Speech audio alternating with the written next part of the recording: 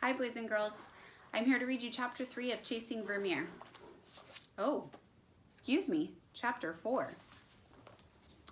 Picasso's Lie. Miss Hussey had an extra gleam the next morning. She agreed that the trip to the museum hadn't exactly worked. They'd found 3 religious scrolls and the letter with the red seal, but that was it. Miss Hussey said she'd enjoyed the search. She didn't seem upset at all. You know, one of my favorite painters was interested in letters and made them important in a bunch of his paintings. Maybe that's why I thought we'd see more of them. Funny how you can project things. She changed the subject, her voice suddenly businesslike. So, what now? Have we reached any conclusions about communication? Petra raised her hand. Maybe that it's hard to study.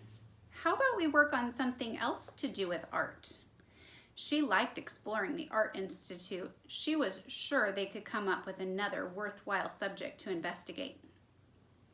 Denise said, I thought some of the art was pretty gross. I mean, a lot of it was gory and violent, or fat and naked, or plain old boring. Just people dressed up. I mean, you couldn't make me live with some of those pictures. There was a murmur of agreement. Denise sniffed happily. I doubt you'll need to, Denise, Miss Hussey said evenly, crossing her arms. Then she stood still and looked at the ceiling. When she didn't move, the room grew quiet. You know, Miss Hussey said finally, Picasso said that art is a lie, but a lie that tells the truth. She was pacing now. Lies and art. It's an ancient problem. So if we work with art, she said slowly, we'll have to figure out something else first. What makes an object a piece of art? Denise rolled her eyes but stayed quiet. Here's what I want you to do. Start by choosing one item at home that feels like a work of art to you. It can be anything. Don't ask anyone for advice. This has to be your own thinking. Describe this object for us without saying what it is. And this time, I won't let you off the hook. She grinned. We'll read some of your ideas aloud. Calder wondered what Picasso had meant. Was it that art wasn't exactly the real world, but it said something real? He began thinking up other combinations of art, a lie, and the truth that made sense. It worked almost like the logical arrangement of 5 squares that made up each piece of his set of pentominoes. How about art is the truth that tells a lie? Maybe all of life was about rearranging a few simple ideas. Calder smiled at the chalkboard, now squirmed in his chair with excitement at the thought. If he could just get to those simple ideas, with a little practice, he'd be a cross between Einstein and the mathematician Ramanujan, or maybe Benjamin Franklin. Calder. He was twisted sideways in his chair, his arm resting on his head. His pentominoes had somehow gotten onto his desk. He scooped them hurriedly in his pocket, but one fell onto the floor. Calder, did you want to say something? It looked like your hand was up, Miss Hussey said. I was just thinking, about what Picasso said, but I'm still thinking, he finished. There was a ripple of unfriendly laughter from the class around him, and Calder could feel the back of his neck getting hot. If only Tommy had been there, he would have elbowed Calder earlier and gotten him back on target. The bell rang. Denise stepped on Calder's pentomino piece just as he reached down to get it. Her knee hit him on the ear. Oops, sorry, I stepped on your toy, she laughed and gave the plastic piece under her foot an extra scuff. It shot under Miss Hussey's desk. Sorry, your feet are so big, Calder heard Petra muttering behind him. Not sure he'd heard right, he turned to look for Petra, but she was already gone. Calder groped around for his pentomino as his teacher erased the board. He wanted to tell Miss Hussey that he'd been thinking about important stuff, but he didn't know how to say it. Miss Hussey turned toward him and smiled. I know, Calder. I get caught up in my own ideas, too. Maybe one day I'll try having us all write down daydreams for a week and see what we come up with. Maybe we'll decide they're a lot more important than what I thought we were supposed to be working on. Calder nodded gratefully. Miss Hussey was the best. As he wiped off his pentomino piece, he looked at the T shape. T for what? Trouble. But why trouble? There was nothing at home that felt like a piece of art. Petra considered an embroidered pillow, but it had a big tear in it. She found a silk caterpillar's kite, but it had lost one eye. She thought of the stick her mom used to make a bun for her hair, the one with amber on it, but it had been missing for days. What was art anyway? The more she thought about it, the stranger it seemed. What made an invented object special?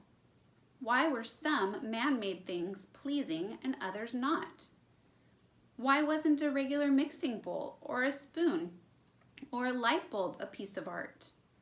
What made certain objects land in museums and others in the trash? She guessed that most people who went to museums didn't ask that question. They just believed that they were looking at something valuable or beautiful or interesting. They didn't do any hard thinking on it. She wasn't going to be that kind of person ever. She thought about pictures at the Art Institute that made her feel as if she could leave everything predictable behind. She always felt that way when she stood in front of Kaya Bott's rainy day painting. The wet cobblestones underfoot, the people going places in their long skirts and top hats, the inviting turn of the street. This was art that was an adventure.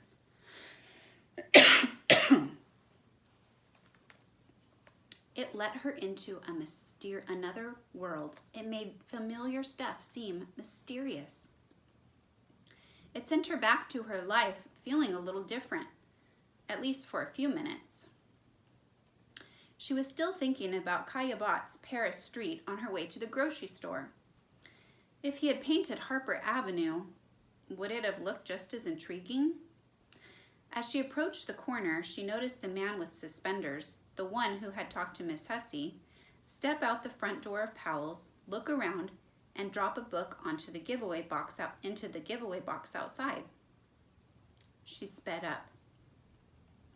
The book had a cloth cover with several dark stains, and the paper was thick and creamy, soft at the edges.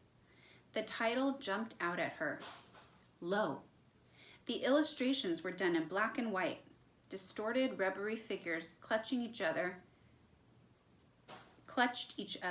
or screamed. She read a few paragraphs. Terrified horses up on their hind legs, hoofing a storm of frogs. Frenzied springboks capering their exasperations against frogs that were tickling them. Storekeepers in London gaping at frogs that were tapping on their window panes. We shall pick up an existence by its frogs. Wise men have tried other ways. They have tried to understand our state of being by grasping at its stars or its arts or its economics. But if there is an underlying oneness of all things, it does not matter where we begin, whether with stars or laws of supply and demand or frogs or Napoleon Bonaparte. One measures a circle beginning anywhere. I have collected 294 records of showers of living things. What? Petra flipped back to the front and saw that the book had been written in 1931 by a man named Charles Fort. She tucked it under her arm. I want to encourage you to take a close look at the illustrations we've seen so far in this book and think about what Petra just read in the book she randomly found outside Powell's bookstore. What one word comes to mind from that book? I hope you're enjoying this mystery as much as I am. See you next time.